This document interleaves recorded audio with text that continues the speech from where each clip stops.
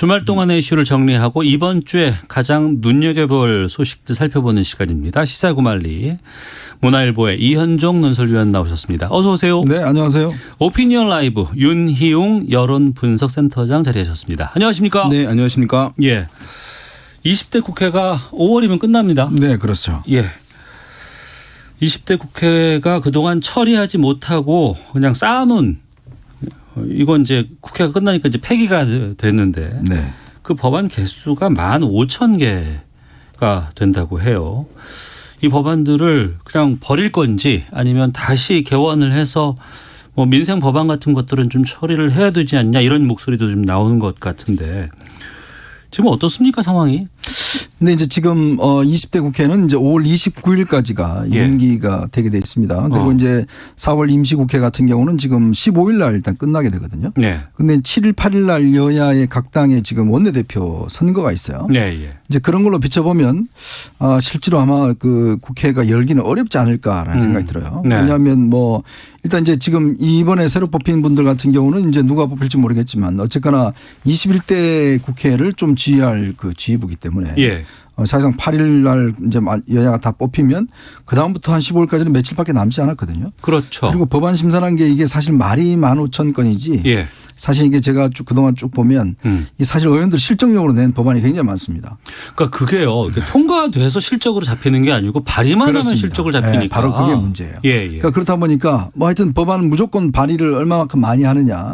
이제 그래서 사실은 이게 어떤 법안 통과 사실 봐도 객관적으로 봐도 어려운 법안들을 많이 해놔요. 그러니까 이제 우리가 항상 좀 착시 현상이 15,000건이다 이러면 진짜 국회가 뭐 하나도 일 안 하는 것처럼 하는데 이제 그런 면들이 이면이 있다는 거는 뭐 좀 말씀을 드리고요. 네. 그러니까 이제 국회가 사실은 지금 남아있는 법안들은 웬만한 법안들은 굉장히 쟁점 법안들이에요. 그렇게 될 경우는 만약에 이게 법사위까지 통과되려고 하면 굉장히 좀 어려운 토론 과정과 또 예. 시간이 필요하기 때문에 제가 볼 때는 이제 거의 이제 국회는 거의 끝나지 않았는가 싶습니다. 이제 아마 앞으로 남은 일은 이제 21대 국회 이제 5월 30일 날 임기가 시작되고 그다음에 원구성을 해야 되거든요. 예. 그렇게 되면 의장 뽑고 그다음에 상임위 위원장들 누구 할 것인지 되면 대략 6월 달 7월 달까지 넘어가지 않겠는가 그런 예상을 하고 있습니다. 상반기가 그냥 흘러갈 네. 것 같다라고 전망해 주셨고요. 윤희용 센터장께서는 어떻게 보세요? 네, 근데 여당에서는 더불어민주당에서는 어쨌든 법안 처리들 여러 가지 좀 현안과 관련된 것들이 있거든요. 뭐 부동산 관련한 법안들도 있었고 네. 또 공수처 관련 설치 관련한 후속 법안들도 있고 여러 가지 이제 있는 상황인데 이천 화재와 관련된 이제 법안도 있고요. 이런 것들을 어쨌든 이번에 빨리 처리하기를 이제 굉장히 강력히 희망하고 있는 그런 상황인데 네. 지금 우리 의원님 말씀하신 대로 교체기이기 때문에 그럼 보좌진들도 이동하고 의원들도 방도 빼고 하거든요. 그 시점에서. 이사해야 되는군요. 예. 왜냐하면 하루에 다 할 수가 없잖아요. 예. 그러니까 사실은 정상적인 업무 처리가 좀 어려운 시기인 것은 맞는데요. 그렇지만 국민들이 이제 그것을 용납하는 정도는 아니라고 봅니다. 지금 국민들 상당히 수준 높아졌기 때문에 네. 뭐 학교의 교장 교감이 바뀐다고 학생들 가르치는 일을 안 하는 것을 용인할 수는 없는 거잖아요. 네. 그렇기 때문에 지금 국민들의 실제적인 생활과 관련한 법안들을 처리를 하지 않는다 이런 핑계로 그렇게 되면 아마도 뭐 최악의 국회라고 평가받던 20대 국회가 더욱더 이제 따가운 눈총을 받고 국민들의 질책을 받을 수밖에 없어서 지금 보면은 국회 열리기 어려운 상황이긴 합니다만은 원내대표들이 뽑히게 되면 네. 새로 이제 권한을 갖게 되는 것이니까 이제 뭔가 다시 돌파구가 나올 가능성도 있고 또 한 가지는 문희상 의장이 이제 직권으로 국회를 열 수가 있는 상황이거든요. 그런 이제 변수들은 아직 남아 있다 보겠습니다. 예. 야당이 지금 그 국회 개회를 반대하는 이유는 국민 개헌 발언제 이것 때문이라고 지금 얘기가 나오고 있어요. 네. 국민 개헌 발언제가 뭐예요? 이제 우리가 헌법상 그 개헌안을 발의할 수 있는 거는 국회의원과 대통령입니다. 예. 원래는 이제 예전에 1960년대 국민들이 이제 발언할 수 있는 제도가 있었는데 유신 그 헌법 때 이제 없어졌어요. 네. 그러면서 지금까지 계속 이제 국민 발언제는 없어지고 전 세계적으로도 지금 국민들의 어떤 개헌안을 발의할 수 있는 나라는 몇 군데가 없습니다. 네. 그런데 이제 이거를 지난번 3월 달인가요? 100만 명의 동의가 있을 경우에 개헌안을 발의할 수 있다라는 이제 그 안 자체가 있었어요. 그래서 그거를 사실은 여야 의원들이 148명이 다 동의를 했습니다. 그래요? 네, 아시겠지만 당시에 김무성 뭐 이런 김성태 의원들 다 여기에 동의를 했어요. 네. 근데 그걸 이제 법안을 올려놓은 겁니다. 그런데 이제 이런 법안들 같은 개헌안 같은 경우는 개헌 법률안이 상정이 되면 60일 이내에 어떤 시기는 처리를 해야 됩니다. 폐지를 하든 뭘 하든 이제 그렇기 때문에 이제 이인영 원내대표가 이걸 처리하겠다는 입장이었고요. 근데 문제는 이게 이제 원포인트 개헌안인데. 네. 문제는 이게 상당히 논란이 있죠. 왜냐하면 요즘 100만 명 모으기는 사실 요즘 청원 이렇게 보면 뭐 100만 명 모으기는 그렇게 큰 어려운 일이 아닙니다. 예전 100만 명은 어렵지만 네네. 지금 같은 경우 SNS나 등등 많은 이게 발달한 상황에서 100만 명 그렇게 어려운 게 아니거든요. 뭐 민주노총 조합원들 다 모아도 충분히 할 수 있는 거 아니겠습니까? 자, 그러면 그게 이제 수시로 예를 들어서 개헌안 발의가 되면 그러면 이게 이제 어떤 면에서 보면 그 헌법 자체가 상당히 이제 좀 쉽게 개헌이 되는 게 아니냐는 우려가 있는 거예요. 더군다나 이제 국민 발안제가 될 경우에 예를 들어서 여러 가지 개헌안이 올라올 경우에 지금 여당이 지금 거의 180석 가졌잖아요. 네. 그러면 조금만 더 모으면 개헌안을 이제 처리할 수 있는 의석이거든요. 200석이 있으면 처리할 수 있으니까 아마 그런 입장에서 지금 야당은 자칫 이거 잘못 이거 해줬다가는 이 100만 명 이상 만약 발언을 할 수 있으면 이거는 뭐 수시로 이제 법을 바꿀 거죠. 개헌을 할 거 아니냐. 이런 것 때문에 지금 이제 내부에서도 못하게 되는데 문제는 사실은 야당 의원들도 했다는 게 이게 야당이 이거 그 찬성해 준 거 아니에요? 네. 일부 한 22명이 찬성을 했죠. 예.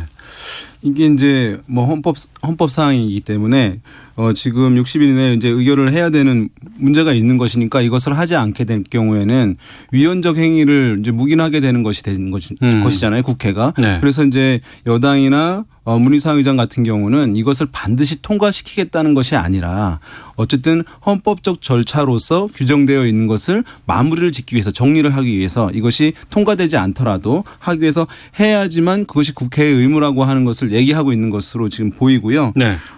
그럼에도 불구하고 방금 말씀하신 이제 국민 100만 명 동의를 얻어서 개헌안을 발의할 수 있는 거 이것은 이제 추가하는 것인데 기존에는 이제 대통령이 발의할 수가 있겠고요. 네. 또 한 가지 이제 국회에서도 과반수로 해서 발의할 수가 있는 것인데 여기 하나 추가를 하는 거예요. 그러니까 최근에 이제 우리 국민들 사이에서 직접적으로 어떤 정치에 참여하고자 하는 높아지는 욕구 이것들을 이제 반영해서 사실은 당시에 상당히 이제 정당성이라든가 필요성이 있다고 보여졌기 때문에 이것이 이제 발의가 된 것이거든요. 네.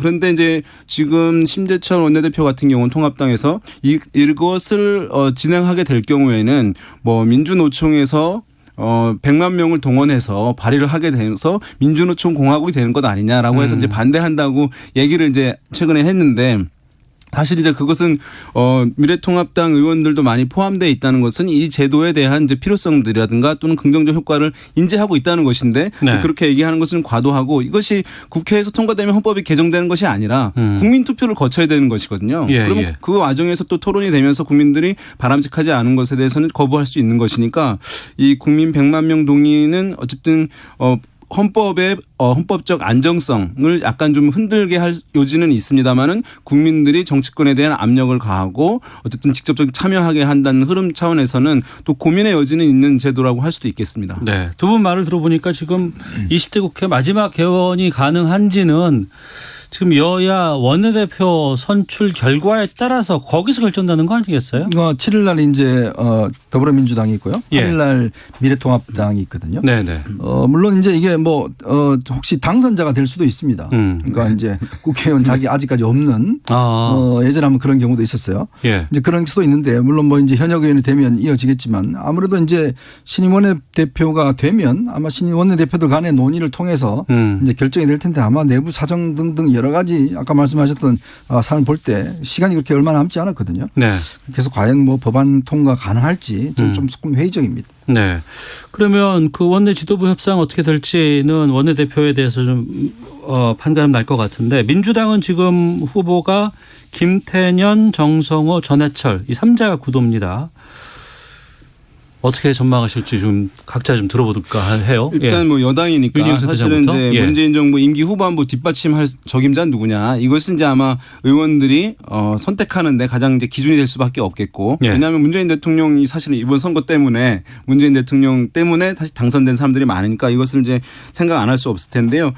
지난번에 한번 말씀드렸습니다만은 이 뭐 선거에서는 당내 선거에서는 여러 가지 영향을 주는 부분들이 있습니다. 어떤 의원들의 노선이 어디냐, 중도냐, 뭐 진보냐, 뭐 이런 것들이 있겠고 또 계파가 어디냐, 그다음에 어느 지역을 대표하는 인물이냐, 뭐 영남권이냐, 호남권이냐, 수도권이냐 이런 것들, 그다음에 선수가 뭐 3선이냐 4선이냐 이런 것도 이제 중요하긴 한데 이 원내대표는 의원들과의 친소 관계 이것이 이제 그 무엇보다 영향을 많이 미치는 것이기 때문에 아마 뭐 이 3명의 의원들 중에서 두루 어쨌든 한 1년 전부터 다 그 준비를 해왔다고 알려져 있거든요. 그러니까 뭐 의원들 간에 어쨌든 약간 정부에 뒷받침할 수 있는 인물이라는 점이 부각되고 또 한 가지는 의원들과 두루 관계가 이제 좋은 뭐 인물 중에서 한 명이 되겠죠.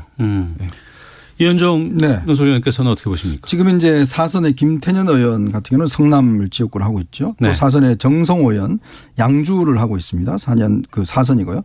전해철 의원 같은 경우 3선이고 이제 안산이 지역구인데 김태년 의원은 사실은 이제 친이해찬계로 분류될 수가 있어요.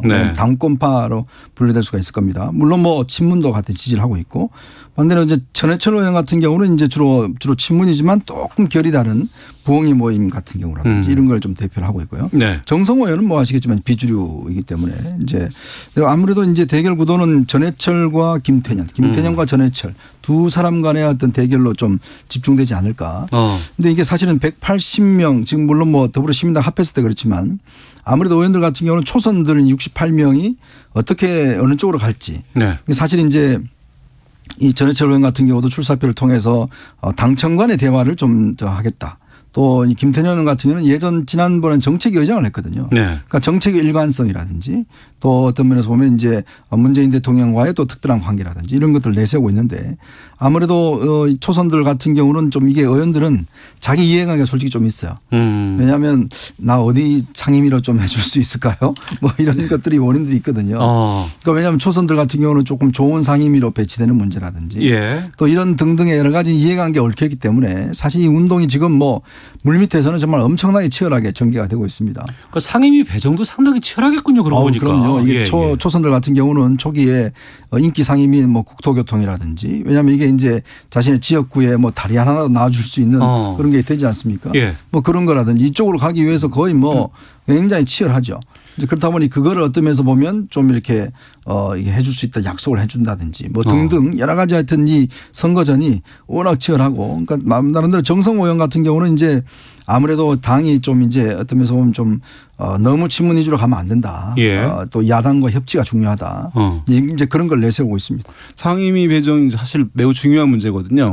지금까지 상임위 배정이 어떤 식으로 이루어졌냐 하면은 다선 위주로 다선이 먼저 나 여기 갈 거야라고 하면서 이제 쭉 분위기가 이제 잡아지는 형태로 이루어졌거든요. 그런 것은 어떤 문제를 발생하냐면 초선 의원들이 어떤 비례도 그렇고 초선 의원들이 전문성이 좀 있잖아요. 스토리가 있고 그 분야에서 일을 했던 사람들이 많은데 그 사람들이 자기가 전문적 영역이 있는 곳에 가지 못하고 엉뚱한 데 가서 4년을 보내는 경우들이 있어요. 이것은 이제 생산적 국회를 만드는 데 있어서는 전혀 이제 효과적이지 못한 것이거든요. 그래서 상임위 배정할 때는 사실은 뭐 한국적 정서에는 안 맞을지 모르지만 초선을 먼저 배정하고 그들의 전문성에 맞게 그 상임위를 배정을 해 주는 것이 그다음에 다선 의원들은 두루 경험을 했기 때문에 차후에 후순위로 배정을 받는 것이 필요하거든요. 그러니까 그런 부분으로 이제 좀 돼서 이것이 이제 좀 좋은 상임위는 다선 또 힘 있는 의원이 가가지고 지역구에 또 의원수를 연장하는 뭐 이런 흐름으로 가기보다는 방금 말씀드린 좀 생산적 방향으로 흘러갔으면 좋겠습니다. 미래통합당 살펴보겠습니다. 어제 김태흠 의원이 관리자가 아니라 새로운 길을 개척할 개최자가 필요하다 이러면서 이제 출마 공식화하기도 했습니다. 미래통합당 상황도 좀 알려주시죠. 지금 일단 그 출마 선언은 일단 뭐 김태흠 의원도 출마를 한다고 그러고요. 또 네. 이명수 의원 네. 충청 지역의 4선입니다. 이명수 의원도 지금 출마를 한다고 그랬고 뭐 충청 지역에 있는 두 의원들이 사실은 출마 선언을 했고 여기에 주호영 의원 대구의 5선 의원 있죠. 예. 주호영이 출마 선언을 하면서 지금 원래 출마를 예상됐던 장제원 의원이나 김기현 의원 같은 경우는 이제 불출마 쪽으로 선언을 했습니다. 그리고 또 이제 정진석 의원도 불출마를 선언했기 때문에 네. 지금 이번에 사실은 이제 압도적 의석을 받은 이제 영남 쪽 대표 그와 함께 충청 대표 뭐 이런 식으로 나뉘고 또 중요한 거는 아무래도 이제 그 김종인 그 비대위원장을 어떻게 볼 것이냐. 네. 여기에 따라 조금씩 의견들이 달리고 하고 있어요. 예. 그러다 보니까 아마 이제 이번에 유력한 것은 영남 쪽의 주호영 의원 상당히 아마 영남 쪽 의원들의 지지를 받아서 올라올 가능성이 있고 또 그다음에 이제 충청 지역의 이명수 의원이 4선입니다. 네. 김태흠 의원이 3선이고 아마 이쪽에 아마 경쟁이 붙을 것 같고 문제는 이제 이 그 미래통합당은 이 런닝메이트 제도입니다. 그러니까 정책위 의장을 함께 하는 것이고 민주당은 정책위 의장은 당 대표가 임명을 해요. 네. 좀 다릅니다. 제도 자체가. 이제 그렇기 때문에 아마 이 런닝메이트를 누구로 하느냐. 예를 들어서 영남 원내대표의 수도권 뭐 정책위 의장이라든지 이렇게 될 경우는 상당히 유리하죠. 그래서 아마 이제 예전 같은 경우 보면 정책위 의장 감이 없어서 그냥 그 드랍하는 의원들도 있었거든요. 네. 막 그런 조합에 따라서 될 텐데 문제는 아마 아무래도 이제 김종인 의원 비대위원장을 두고 입장차가 좀 극명하게 나뉘기 때문에 거기에 따라서 좀 표심이 나누지 않겠는가 싶습니다. 아, 그 비대위원장의 역할에 대해서 어떤 성향을 갖고 있느냐에 따라서 표가 달라질 수 있겠다. 주호영, 이명수 의원은 뭐 김종인 비대위가 필요하다는 입장이고 예. 김태흠 의원은 반대하는 입장이죠. 아, 알겠습니다. 윤희용 센터장께서는요? 예, 지금 이제 김태흠 의원이 가장 뭐 적극적으로 이제 얘기를 하고 있었는데 지금 이제 이런 얘기를 했어요. 당의 뭐 4선 이상 의원들 원내대표에 대해서 이제 좀 반대하는 이제 좀 얘기를 했어요. 왜냐하면 변화를 위해서는 그렇게 이제 최다선 지금 야당에서 4선 5선이면 거의 당에서 최다선 의원이라고 할 수 있는데 변화를 위해서는 이분들이 물러나 있어야 된다. 시대의 흐름에 이제 역행한다. 이렇게 이제 얘기를 하면서 하는데 본인은 3선이거든요. 네. 예, 3선 성공인데 사실은 이분이 이제 지난번 19대 20대 국회에서 친박계로 분류됐었고 또 최고위원도 맡았었거든요. 사실 그래서 이제 어떤 당의 개혁이라든가 변화의 흐름에서는 사실은 김태흠 의원도 사실 자유롭지는 않은 부분들이 있는 상황이어서 지금 변화를 도모한다 또는 이제 개혁한다라고 했을 때 사실 인물난이 지금 미래통합당 내에 많이 있는 것 같아요. 지금 이제 여당 같은 경우에는 어쨌든 좀 뚜렷하게 어쨌든 기존에 활동하던 사람 어떤 나쁜 이미지가 있는 부정적인 이미지가 있는 인물들이 아닌 사람들도 출마를 하는 데 비해서 네. 야당 같은 경우에는 또 색채가 너무 강해서 국민들이 당이 변화됐다라고 하는 인식을 주기에는 또 미흡한 부분들도 있어서 지금 당내 어떤 미래통합당의 상황을 원내대표 후보군들이 또 보여주는 측면도 있어 보입니다. 알겠습니다. 다음 주 시사구말리 이 시간에는 여야 모두 새 원내대표가 꾸려진 것, 그러겠네요. 결정된 것 거기에 대해서 좀 평가도 지금 얘기를 나눌 수 있지 않을까 예상이 됩니다. 문화일보의 이현정 논설위원, 오피니언 라이브 윤희용 여론분석센터장과 함께 시사구말리 함께 말씀 나누고 있습니다.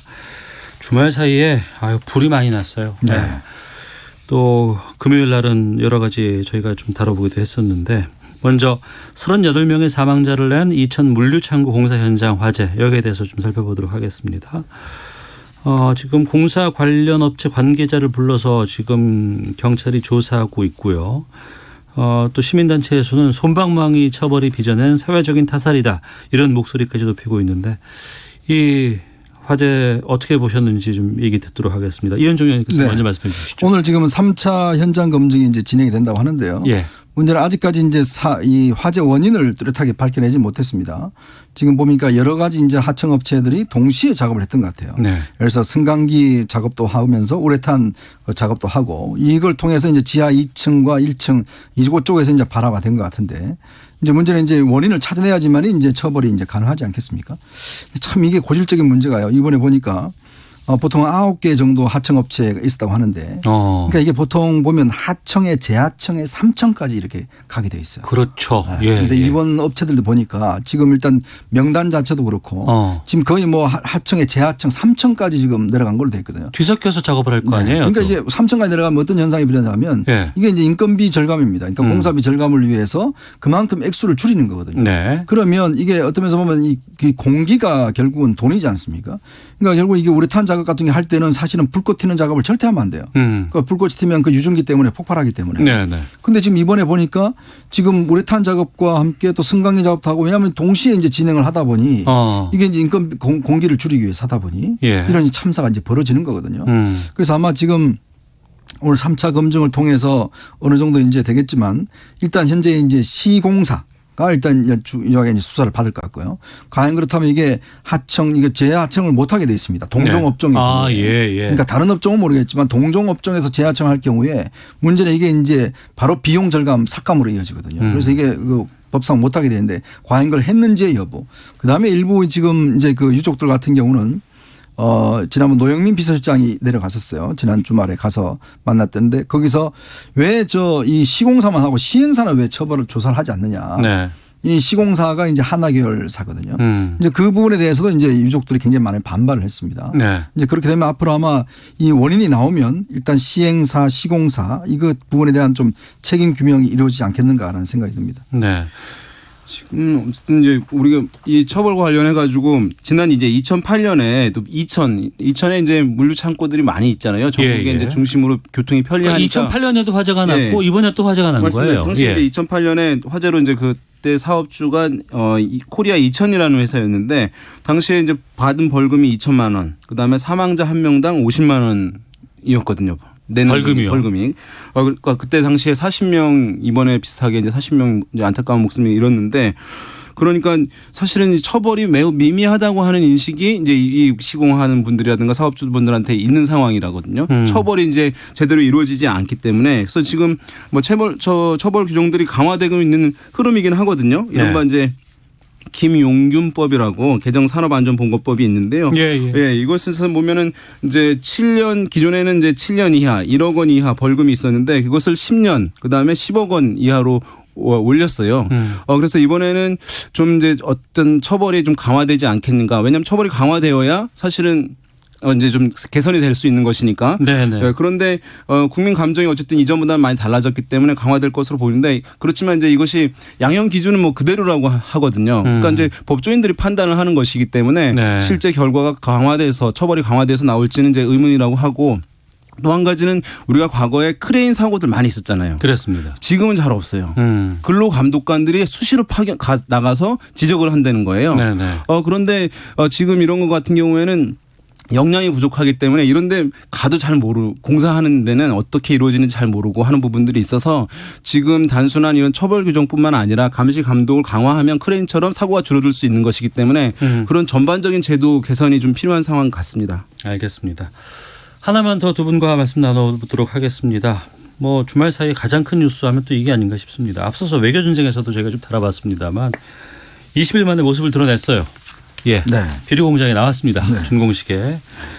근데 이게 그동안 워낙에 언론에서 많이 다뤄버렸고 또 이게 또 심각하다, 뭐 거의 뭐 사망까지 갔다더라, 뭐 이런 보도들이 막 쏟아져 나와서 이 상황에 대해서 좀 두 분에게 좀 말씀을 좀 여쭙도록 하겠습니다. 먼저 윤희용 센터장께서는 어떻게 보셨어요? 예, 지금 어쨌든 국민들이 탈북자고 또 태용호 이제 당선인 같은 경우에는 고위직에 있었기 때문에 북한 내부 사정을 잘 알기 때문에 이른바 휴민트를 보유하고 있고 그 말에 대해서 상당히 주목도가 높은 상황이었는데 어쨌든 거의 뭐 크게 지금 위중한 상황이다라고 하는 이제 메시지를 국민들에게 전해놓으면서 사실 혼란에 빠진 점이 있거든요. 대한민국 언론이라든가 국민들이. 그런데 사실은 이제 그렇지 않은 것으로 판명이 됐잖아요. 그러니까 이것은 여당에서도 이제 이 뭐 두 명의 야당 의원들에 대한 이 메시지에 대해서 상당히 이제 비판을 이제 하고 있는 그런 상황인데 남북 관계에서 어쨌든 개인적인 정보가 있겠고 또 판단이 있어서 얘기를 하는 것은 뭐 자유로울 수 있겠습니다만 이제는 국회의원이 됐기 때문에 국회의원이 됐다고 하는 것은 어쨌든 공무원이고 이제 국가의 어쨌든 녹을 먹는 사람으로서 이제 국가의 안정을 위해서도 얘기를 해야 되는 상황이잖아요. 그래서 본인이 정치적 차원에서 이것을 얘기하는 것은 상당히 이제 좀 자제가 될 필요가 있다고 보고 지금 일각에서는 정보위 등 남북 관계를 다루는 정보를 다루는데 가면 안 된다라고까지 얘기가 나오고 있어요. 저는 뭐 그것까지 할 필요가 있겠나 싶습니다만은 개인적으로 정보를 안다고 한다면 정보기관이라든가 이런 거 협업을 해서 네. 논의를 통해 가지고 정보를 주고받고 그래서 좀 더 정확한 정보를 국가기관이 알 수 있도록 하는데 좀 그렇게 역할을 좀 하는 것이 필요하지 않겠나라고 생각됩니다. 이현철 논술께서는요. 정말 이 최고 지도자의 건강 문제는요. 탑 중에 탑 시크릿입니다. 그렇겠죠. 이게 뭐 사실 네. 알 수 있는 사람이 몇 명 없습니다. 예, 아시겠지만 루즈벨트 뭐 윌슨 뭐 등등 그다음 케네디 뭐 다들 지병이 갖고 있었고 근데 다 퇴임 후에 또 죽은 다음에 밝혀졌거든요. 마찬가지로 이게 뭐 북한 같은 폐사에서는 더한 거죠. 네. 그러니까 탈북자들이 예를 들어서 그쪽에 있는 주민들 몇 명 통화했다고 해서 알 수 있는 정보가 아닙니다. 기본적으로. 네. 자 그러면 이건 어떤 면에서 보면 정부의 어떤 정보력이 가장 좋기 때문에 정부를 신뢰를 해야 되는 거예요. 문제는 근데 정부의 신뢰가 어떤 상당히 떨어졌다는데 이제 문제가 있는 거죠. 네. 대북 정보와 관련해서 정부가 너무 한쪽으로 예를 들어서 가는 게 아니냐는 이제 그런 불신이 있기 때문에 저는 이번 기회에 정부의 어떤 정보에 대한 신뢰성을 어떤 면에서 이번에 높였는데 사실 앞으로도 좀 신뢰성을 높일 필요가 있다는 생각이 들고 예. 또 문제는 이제 이 탈북자 출신 분들이 이제 이번에 국회의원이 두 분이 됐어요. 태영호, 지성호 당선인들. 저는 이분들이 이제 그 사과를 해야 된다고 이야기를 했는데 아마 태영호 당선인이 오늘 사과를 했습니다. 예. 그러니까 결국은 이제 자기의 정보가 어떤 면 틀릴 수 있다라는 그런 가능성을 두고 해야 되는데 국민들은 또 이분들이 북한에서 왔기 때문에 또 신뢰를 주는 거거든요. 또 이번에 국회의원 된 이유가 뭐겠습니까? 결국 그 탈북자들의 국내 정착과 또 어떤 이런 앞으로의 남북 관계의 어떤 그걸 겨냥해서 된 거 아니겠습니까? 네. 그렇다면 이제 굉장히 신중해야 되죠. 사실은 뭐 누가 알겠습니까? 김정은 위원장이 정말 아파 쓰러진 거를 그 측근에 있는 사람 아니고서 북한 사람들이라고 해서 그 주변에 있는 사람들이 알겠습니까? 그러니까 그런 부분들은 앞으로 정말 우리가 좋은 이번에 아마 사례가 된 만큼 진짜 이 북한에 대한 정보들은 굉장히 신중하게 다뤄야 되고 네. 정부도 여기에 맞춰서 정부도 좀 신중할 필요가 있다. 정부도 사실은 이번에 뭐 오히려 정부가 사실 급해서 원산 등등 이야기를 했는데 저도 그것도 부적합하다 봐요. 왜냐하면 그걸 하게 되면 우리의 정보 수집 방법 등등이 다 노출될 수 있거든요. 그러니까 그러면서 본다면 이번 일을 좀 교훈으로 해서 앞으로 북한 정부를 어떻게 다룰지 좀 이 부분은 좀 우리가 정비를 할 필요가 있습니다. 네. 그 이 두 당선자들의 그 상임위 배분은 어느 쪽으로 해야 된다고 보세요? 짧게 말씀 좀. 그러니까 물론 뭐 저는 전문적인 상임위가 뭐 아마 외교 통일이 예. 가야 된다고 보는데 문제는 오늘 또 일부 지적했지만 이 정보위는 조금 예를 들어 좀 당에서 아마 좀 고려를 해봐야 될 거예요. 이게 왜냐하면 정보위 같은 경우는 바로 국정원 보고를 받기 때문에 네. 물론 뭐 그분들 못 믿는 게 아니라 그러니까 이런 5번의 사례 때문에 국민들이 조금 불신감들이 있는 거거든요. 예. 또 상대당에서 문제 삼을 수 있는 거기 때문에 어차피 전문적인 영역은 뭐 통해서 일을 해야 되지만 정보위 쪽은 조금 저는 고려해봐야 될 문제가 있지 않나 싶습니다. 국방위 쪽은 어떻습니까? 뭐 그쪽은 다 할 수가 있는 거죠. 괜찮아요. 네. 그럼 뭐 그분들의 우리 신뢰를 해야죠. 예. 네, 뭐 그래서 국회의원이 됐기 때문에 이제 완전히 어디든 무엇을 해서는 안 된다라고 하는 것을 엄격하게 할 수는 없으리라고 보고요. 예. 다만 정치적인 논란이 될 수 있고 또 오해를 사거나 불신을 또 강화할 수 있다는 점에서 스스로 또는 당에서 적절하게 그 배정을 하는 것이 필요한 상황이라고 할 수 있겠습니다. 물론 이제 여야 간의 협의가 있어야 되겠지만 그럼에도 불구하고 이 자당의 그 그렇죠. 상임위 배분은 원내대표의 권한이라고 그렇습니다. 보면 네. 되겠죠. 그것도 이제 7일, 8일 이틀간에 좀 결론 될 것 같습니다. 알겠습니다. 자, 지금까지 문화일보의 이현정 논설위원 그리고 오피니언 라이브 윤희용 여론분석센터장과 함께 시사구말리 다뤄봤습니다. 마치겠습니다. 두 분 오늘 말씀 고맙습니다. 네, 네, 감사합니다.